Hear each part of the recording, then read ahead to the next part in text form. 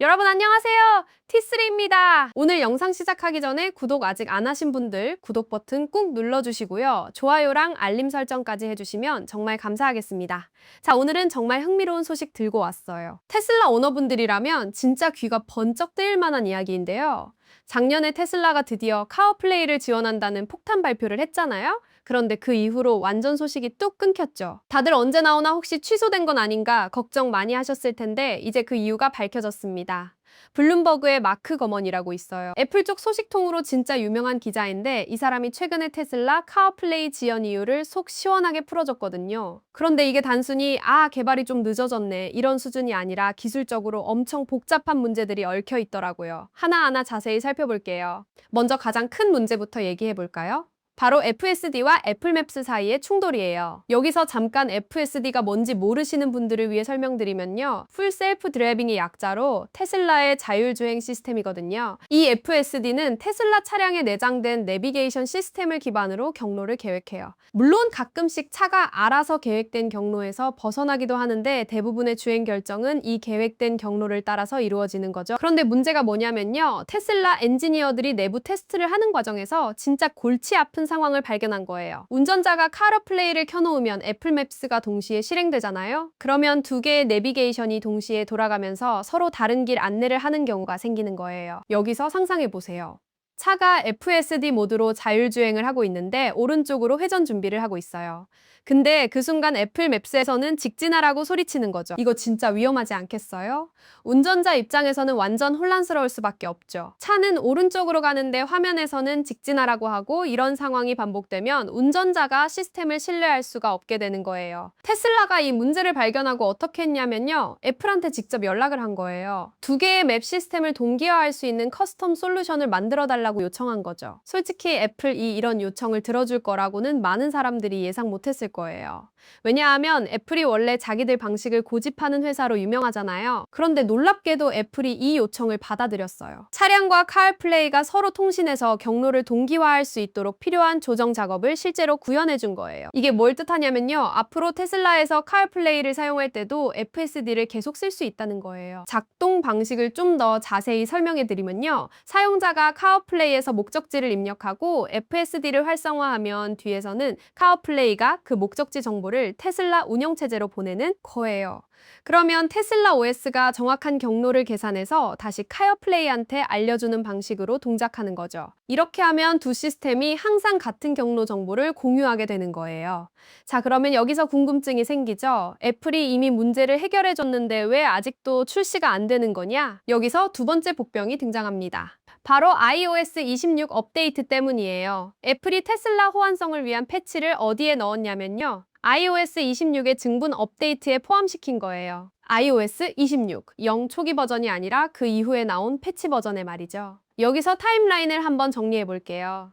애플이 iOS 26을 처음 출시한 게 2025년 9월이에요. 그 다음에 iOS 26, 0, 1이 나왔고 또 26, 1이 나왔죠? 이 두 버전은 테슬라의 홀리데이 업데이트 전에 이미 출시된 상태였어요. 근데 문제는 iOS 26, 이가 12월 12일에야 나왔다는 거죠. 그리고 가장 최근에는 2월 11일에 iOS 26, 3이 출시됐어요. 보고서에 따르면 테슬라가 필요로 하는 패치가 정확히 어느 버전에 포함됐는지는 명확하지 않은데요. 아마도 iOS 26이나 그 이후 버전에 들어갔을 가능성이 높다고 해요. 그런데 여기서 더 큰 문제가 있어요.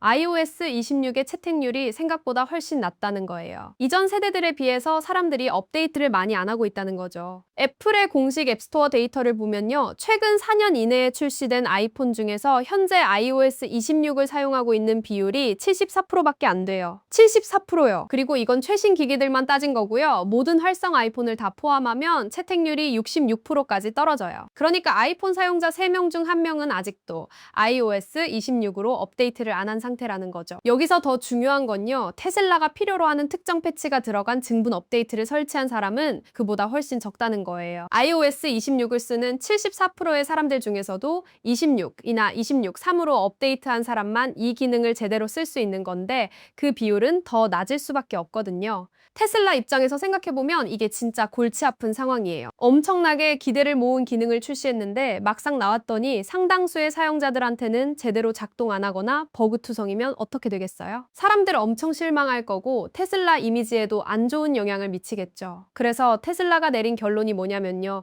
iOS 26 채택률이 더 올라갈 때까지 기다리자는 거예요. 출시를 서두르다가 많은 사람들한테 나쁜 경험을 주는 것보다는 조금 더 기다렸다가 대부분의 사용자가 문제없이 쓸 수 있을 때 출시하는 게 낫다고 판단한 거죠. 솔직히 이런 판단은 이해가 되긴 해요. 첫인상이 중요하니까요. 그럼 이제 실제로 카어플레이가 테슬라에서 어떻게 작동할지 얘기해 볼까요? 이 부분도 진짜 재밌거든요. 테슬라가 다른 자동차 제조사들처럼 완전히 카어플레이한테 주도권을 넘겨주지는 않을 거래요. 여러분 혹시 카어플레이 울트라라고 들어보셨어요? 다른 자동차 회사들이 적용하는 방식인데요. 이건 거의 차량의 전체 인포테인먼트 시스템을 애플한테 맡기는 수준이에요. 화면 전체가 카어플레이로 바뀌고 차량 제어부터 뭐부터 다 카어플레이 인터페이스로 하게 되는 거죠. 근데 테슬라는 그렇게 안 한대요. 대신 카어플레이를 자체 앱으로 실행시키는 방식을 선택했어요. 이게 무슨 뜻이냐면요. 사용자가 먼저 카어플레이 앱을 열어야 하고 그 다음에 카어플레이 안에서 원하는 앱을 선택하는 방식이라는 거예요. 좀 더 구체적으로 설명하면요. 카어플레이가 열려있는 동안에는 테슬라 인포테인먼트 시스템에 두 개의 독이 표시될 가능성이 있어요. 하나는 테슬라 자체 앱들이 있는 독이고 다른 하나는 카어플레이 앱들이 있는 독인 거죠.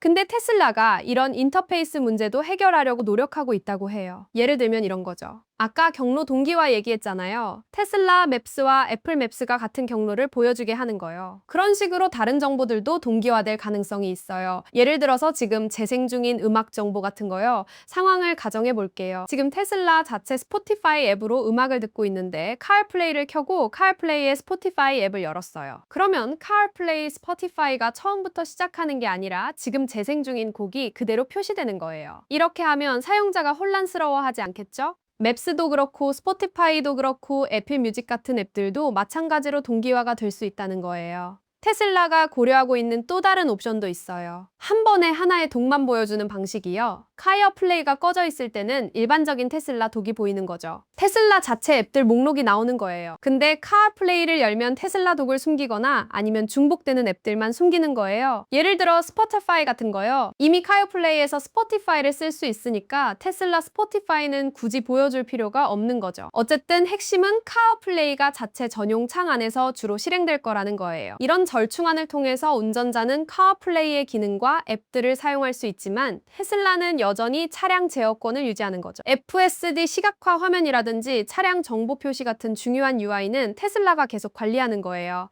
생각해보면 이게 테슬라답긴 해요. 테슬라가 원래 자기들 소프트웨어와 사용자 경험에 대한 통제권을 엄청 중요하게 생각하는 회사잖아요. 다른 회사들처럼 전부 애플한테 맡기는 건 테슬라 스타일이 아닌 거죠. 그러면서도 소비자들이 원하는 카어플레이 기능은 제공하는 거니까 나름 좋은 균형점을 찾으려고 하는 것 같아요. 자, 그럼 언제쯤 이 기능을 실제로 볼 수 있을까요? 보고서에 따르면 다가오는 봄 업데이트에서 출시될 가능성이 있대요. 봄이면 그렇게 멀지 않았죠? 물론 iOS 26 채택률이 더 올라가야 한다는 전제 조건이 있긴 하지만요. 여기서 재밌는 건요. 이 기능이 출시되면 테슬라 오너들이 주변 친구들한테 아이폰 업데이트 좀 하라고 설득해야 할 수도 있다는 거예요. 왜냐면 카어플레이가 제대로 작동하려면 iOS 26이나 그 이상 버전이 필요할 테니까요. 친구 차에 타서 카어플레이 연결하려는데 안 되면 야, 너 아이폰 업데이트 좀 해. 이런 상황이 생길 수도 있겠네요. 전체적으로 보면요. 이번 지원은 사실 나쁜 소식만은 아니에요. 왜냐하면 테슬라와 애플이 정말 제대로 된 통합을 만들기 위해 노력하고 있다는 증거거든요. 그냥 대충 카어플레이 창 하나 띄워주고 끝내는 게 아니라 FSD와의 완벽한 동기화까지 고려하면서 안전하고 직관적인 사용자 경험을 만들려고 하는 거잖아요. 애플도 테슬라의 요구사항을 받아들여서 실제로 iOS에 패치를 넣어준 것도 인상적이고요. 이건 애플이 자동차 시장에서 테슬라의 중요성을 인정했다는 의미일 수도 있어요. 테슬라가 전기차 시장에서 차지하는 비중이 크니까 애플 입장에서도 테슬라 오너들이 카어플레이를 쓸 수 있게 하는 게 중요했던 거죠. 그리고 이런 협업이 성공적으로 이루어지면 앞으로 다른 기능들도 더 추가될 가능성이 있어요. 지금은 기본적인 통합이지만 나중에는 더 고급 기능들이 나올 수도 있는 거죠. 예를 들어서 시리를 통한 차량 제어라든지 애플 워치와의 연동 같은 거요. 물론 아직 궁금한 점들도 많이 남아있어요. 예를 들어서 카어플레이를 쓸 때 배터리 소모가 어떨지, 성능은 어떨지, 인터페이스가 실제로 얼마나 매끄러울지 같은 거요. 이런 건 실제로 출시되고 나서 사람들이 써봐야 알 수 있는 부분이죠. 그래도 한 가지 확실한 건요. 테슬라 카플레이 통합은 여전히 진행 중이고 곧 출시될 거라는 거예요. 작년에 발표만 하고 잊어버린 게 아니라 실제로 애플과 협력해서 기술적인 문제들을 해결하고 있다는 게 이번에 확인된 거죠. 그러니까 테슬라 오너 여러분들 조금만 더 기다려보세요. 그리고 주변에 iOS 업데이트 안 한 친구들 있으면 업데이트 좀 하라고 알려주시고요. 자, 오늘 영상 여기까지입니다. 테슬라 카플레이 소식 정말 흥미롭지 않았나요? T3에서는 앞으로도 테슬라와 전기차 관련된 최신 소식들 계속 가져올 테니까요. 구독 안 하신 분들은 꼭 구독 버튼 눌러주시고요. 좋아요랑 알림 설정도 부탁드립니다. 다음 영상에서 또 만나요, 여러분.